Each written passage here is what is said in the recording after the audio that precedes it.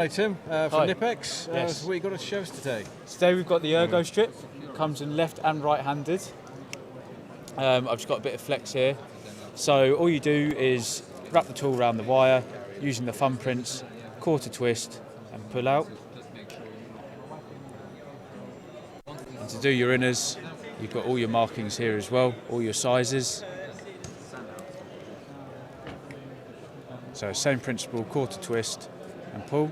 Couldn't be more simple, could it? No, absolutely not. And then if you look in here as well, you've got a blade, and that's for slitting down the outside of the wire.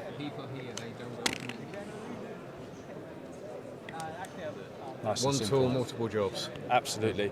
And if you're doing coax cable or anything smaller, flip the tool around and you can do that as well, which is spring loaded.